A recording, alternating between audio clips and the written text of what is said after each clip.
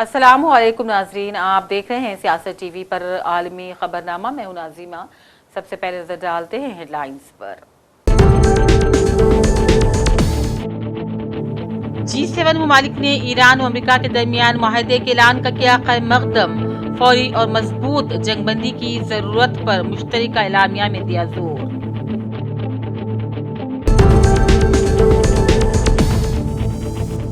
Iran ने दिफाई ताकत मजीद बढ़ाने का किया ऐलान। ईरान के आर्मी चीफ का ऐलान, कहा मुल्क पर किसी की बुरी नजर को बर्दाश्त नहीं किया जाएगा।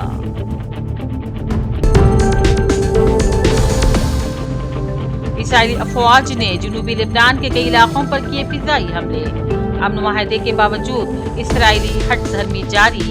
ईरान ने इसराइल को किया वार्न।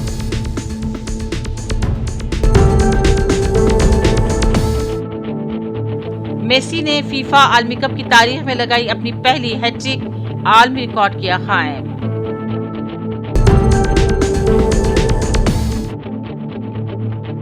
एलोन मस्क का हैरानकुन रिकॉर्ड, 24 घंटों में हासिल की वॉरेन बफेट की उम्र भर की कमाई के बराबर दौलत।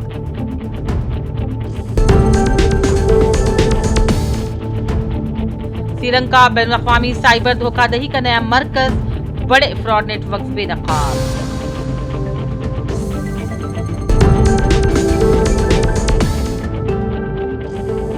और क्रिस्टोफर नोलान की फिल्म दी ओडेसी की रिलीज से कबल हैरत अंगेज कामयाबी। लंदन में रिलीज से 1 साल कबल ही बॉक्स ऑफिस की दुनिया में नई तारीख रकम कर दी।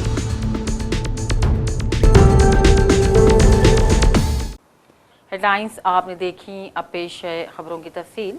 G7 ममालिक ने ईरान और अमेरिका के दरमियान माहदे के ऐलान का खैर मकदम किया है, तो वहीं इन ममालिक ने अपने मुश्तरका बयान में कहा ईरान अमेरिका माहदे की हम हिमायत करते हैं और माहदे पर मौसर अमल दरामद करने के लिए किरदार अदा करने तैयार हैं।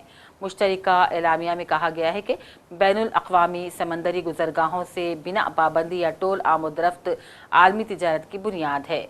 मुश्तरका बयानिए में ये भी कहा गया है कि लेबनान में फौरी और मजबूत जंगबंदी और लेबनानी क़यादत की हिज़्बुल्लाह को गैर मुसल्लह कोशिशों करने की भी हिमायत करते हैं।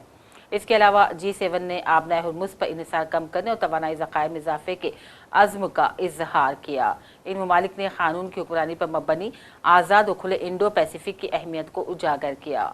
वाज़ेह है कि G7 ममालिक में अमेरिका, फ्रांस, बरतानिया, जर्मनी, जापान, इटली और कनाडा शामिल हैं। ईरानी वज़ीर ख़ारिजा अब्बास अराग़ची ने कहा अमेरिका और ईरान के दरमियान मफ़ाहिमती याददाश्त के दस्तखत के दिन ही मुज़ाकिरात भी हो जाएंगे। अब्बास अराग़ची ने अपने बयान में कहा पहले मरहले के बाद हतमी डील के लिए 60 दिन में मुज़ाकिरात होंगे। उन्होंने कहा हतमी माहदे के लिए मुज़ाकिरात में जौहरी मसला और पाबंदियों के खात्मे पर बातचीत शामिल रहेगी। वाज़ेह है कि ईरान और अमेरिका के दरमियान मफ़ाहिमती याददाश्त पर दस्तखत स्विट्ज़रलैंड में 19 जून को होंगे और स्विट्ज़रलैंड की वज़ारत ख़ारिजा के मुताबिक ये मुकाम वस्ती स्विट्ज़रलैंड में लौज़न के करीब वाक़ है और ये अपनी दुश्वार गुज़ार इलाक़े के बाय सिक्योरिटी के हवाले से मौजू व मुनासिब माना जाता है। ईरान के army chief major general Amir हातिमी ने दिफाई ताकत को मजीद बढ़ाने का ऐलान किया। ईरानी फ़ौज के chief commander major general Amir हातिमी ने एक तकरीब से खिताब में कहा अगर दुश्मन मुस्तकबिल में किसी भी गलत अंदाजे या गलत हिसाब किताब का मुरतकिब हुआ तो उसे ईरान के जमाशुदा गज़ब का सामना करना पड़ेगा जो उसके लिए हालात को गैर मामूली तौर पर दुश्वार बना देगा। उन्होंने कौम को यकीन दिलाया कि मुसल्लह अफवाज अपनी दिफाई सलाहियत और जंगी क़ुव्वत में मुसलसल इजाफा करके इस फतेह को मुस्तहकम बनाएंगे ताकि कोई भी मुल्क हम पर बुरी नज़र डालने की जुर्रत न कर सके। व्हाइट हाउस ने नायब अमेरिकी सदर JD वेंस के दौरे स्विट्ज़रलैंड का ऐलान कर दिया है।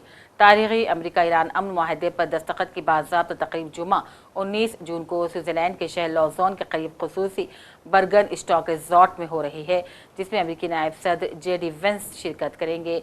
इस माहदे पर दस्तखत के लिए अमेरिकी वफ़द की क़यादत JD वेंस कर रहे हैं और ये माहदा दरअसल मुस्तकिल जंग बंदी के क़याम और आबनाए हुर्मुज़ को दोबारा खोलने की बुनियाद फ़राहम करेगा।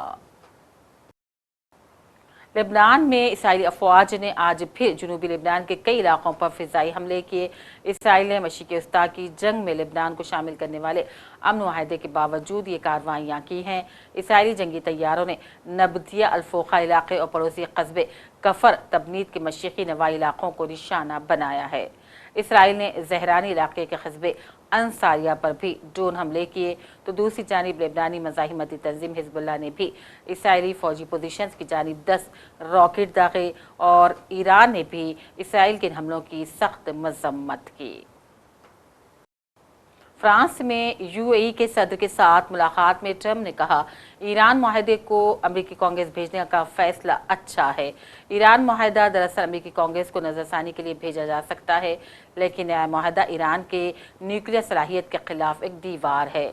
ईरान से अपने माहदे का मवाजना ओबामा माहदे से करते हुए ट्रंप ने दावा किया है कि ओबामा का ईरान माहदा मशरिक़ी वस्ता के लिए ख़तरनाक था। ओबामा का माहदा ईरान को न्यूक्लियर हथियार के हसूल का सबब बन सकता था। ट्रंप ने मजीद कहा, ईरान जल्द मामला हल करना और कारोबार की तरफ वापस आना चाहता है। It's a fantastic country, and they've been with the United States for a long time, but I would say much more so since I came on board, I will say. They've invested trillions of dollars in the United States, and I was telling them before at another meeting that we have over $19 trillion being invested in the United States, which is a record. And that's building factories, car plants, everything. We're doing things that have never been done. The record was $3 billion many years ago with a different country. And we're going to be over 19. I think we'll head to $19.3 trillion. So there's probably not going to be anything. Maybe we'll do better next year. I don't know if it can. I don't know if you can do better. But I just want to say that the relationship has been outstanding. He's a man of great respect. Everybody respects him, and they respect your country. And it's an honor to be with you. And we just signed a deal with Iran, and this country was a very powerful ally, and good things are happening. The ships are starting to move now. We're going to have it fully open by Friday. The ships are starting to move nicely. Oil is starting to go, and the prices are coming down rapidly. Stock market is going up rapidly. A lot of good things are happening, and most importantly, Iran will not have a nuclear weapon. That was how I got involved in this. We can't let that happen, so they will not have a nuclear weapon. And other than that, I'd like to ask His Highness to say a few words, and if you want, we can take a couple of questions, please. Well, it's really my pleasure, Mr. President, to be with you here. And I want to say that we are so grateful to have you here and as a President of the United States, and thank you for your support, your commitment to your friend, to your allies, and special thank for your support during the six-week war. Mm-hmm. It means a lot to us, and you show us who's the real ally. And without your support, your commitment, Mr. President, not my country only, but the Middle East will be in a different part of the world, different situation today.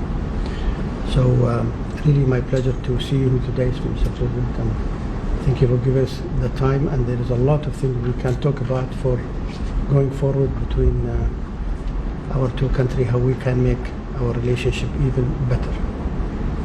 We'll love it. Thank you, my friend. See, when you're that rich, you can speak that lowly. I was just wondering, can anybody hear that? But when you're so rich, you have such confidence that you don't have to do any strain to the voice. He's great.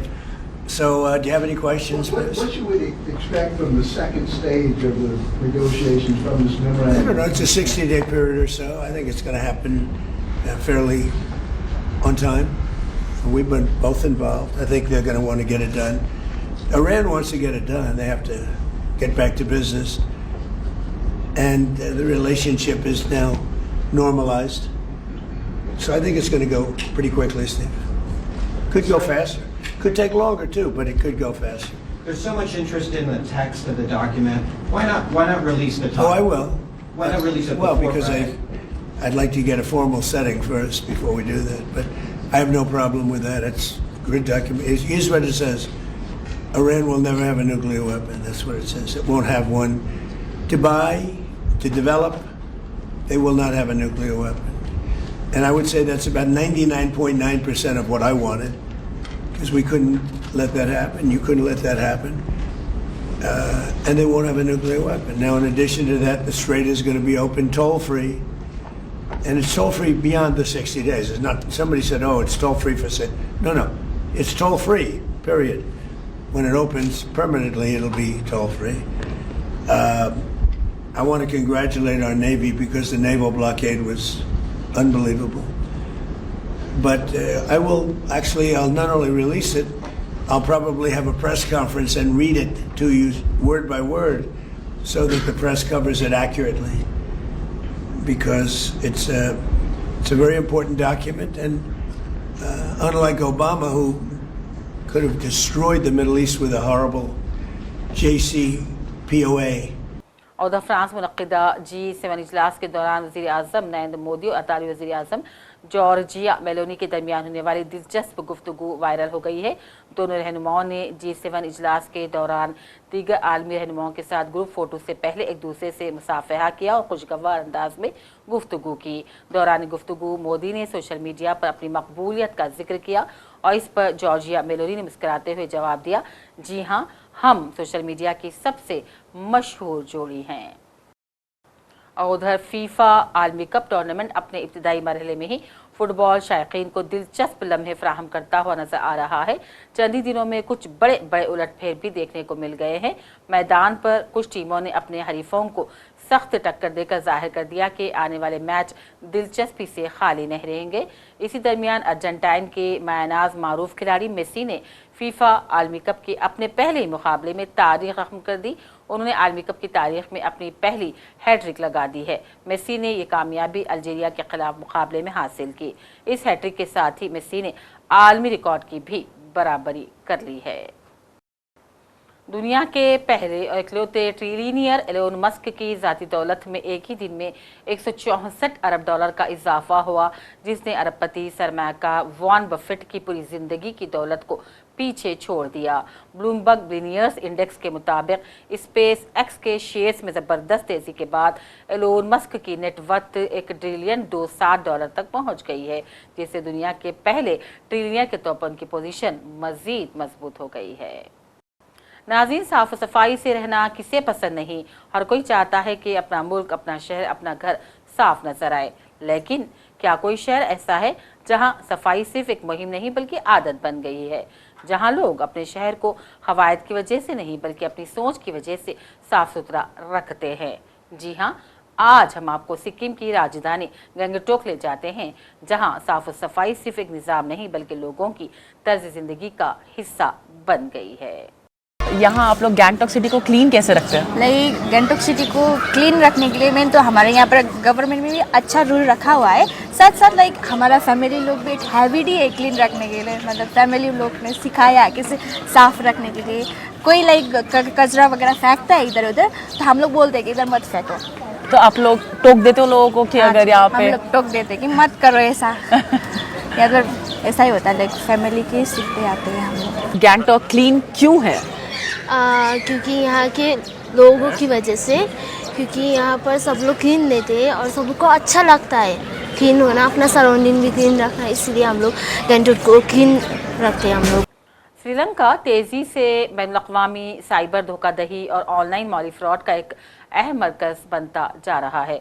मुकामी ज़राए से मिली इत्तलात के मुताबिक मुल्क में मौशी मुश्किलात और निगरानी की कमज़ोर निज़ाम ने मुनज़्ज़म जराइम पेशा ग्रोहों को अपने नेटवर्क कायम करने का मौका दिया है। इत्तलात हैं कि म्यांमार, कम्बोडिया और लाओस जैसे ममालिक में सरगर्म साइबर जराइम के ग्रोह अब अपनी कार्रवाइयों का दायरा श्रीलंका तक वसी कर रहे हैं, जहाँ बैरून मुल्क से आने वाली सरमाकारी और अखूम की जाँच निस्बतन महदूद समझी जाती है। क्रिस्टोफर नोलान की नई फिल्म दी ओडेसी ने रिलीज से कबल नया रिकॉर्ड कायम करके कई नामवर फिल्मों को पीछे छोड़ दिया। हॉलीवुड के मारूफ हिदायतकार क्रिस्टोफर नोलान की नई आने वाली फिल्म दी ओडेसी ने रिलीज से 1 साल पहले बॉक्स ऑफिस की दुनिया में एक नई तारीख बना दी। सिर्फ 24 घंटों में फिल्म के 28,000 टिकट फरोख्त हो गए हैं, जिसके बाद बर्तानिया के सबसे बड़े आईमैक्स का रिकॉर्ड टूट गया। ओपनहाइमर और डेविन पार्ट 2 भी पीछे रह गए हैं। एक रूसी फनकार व कार्टूनिस्ट जिसे रूसी सदर पुतिन का मजाक उड़ाने के साथ जाना जाता था, मशरिकी पोलैंड में गोली लगने से हलाक हो गया। पॉलिश मीडिया ने इस वाक़े को मुमकिन तौर पर इक़दाम क़त्ल करार दिया। मुतअद्दिद पॉलिश ब्रॉडकास्टर्स ने मकतूल की शिनाख्त सैमविन स्किरपेंस्की के नाम से की है, जो 44 साल रूसी शहरी था। बेलारूस की सरहद के करीब वाक़ बियाला पोडाल्स्का में मुक़ीम था। पुलिस ने तस्दीक की है कि 44 साल रूसी शहरी को पीर की सुबह शहर के मरकज के करीब सड़क पर गोलियां मार दी गई, जो कि बाद में जख्मों की ताब न लाते हुए हलाक हो गया। आखिर में हेडलाइंस पर डालते हैं एक और नजर। G7 ममालिक ने ईरान और अमेरिका के दरमियान मुआहदे के ऐलान का किया खैर मकदम। फौरी और मजबूत जंगबंदी की जरूरत पर मुश्तरका एलामिया में दिया जोर।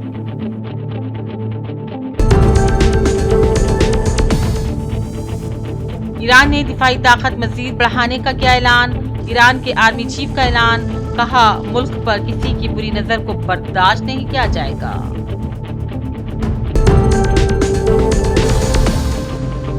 इसराइली अफवाज ने जुनूबी लेबनान के कई इलाकों पर किए फिजाई हमले। अमन मुआहदे के बावजूद इसराइली हटधर्मी जारी, ईरान ने इसराइल को किया वार्न।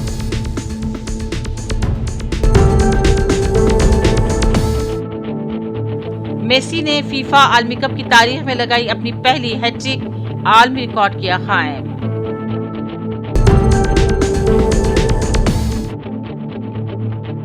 एलोन मस्क का हैरानकुन रिकॉर्ड, 24 घंटों में हासिल की वॉरेन बफेट की उम्र भर की कमाई के बराबर दौलत।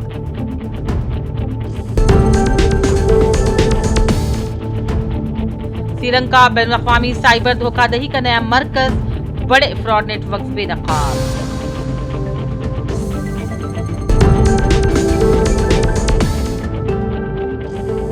और क्रिस्टोफर नोलान की फिल्म दी ओडेसी की रिलीज से कबल हैरत अंगेज कामयाबी, लंदन में रिलीज से 1 साल कबल ही बॉक्स ऑफिस की दुनिया में नई तारीख रकम कर दी।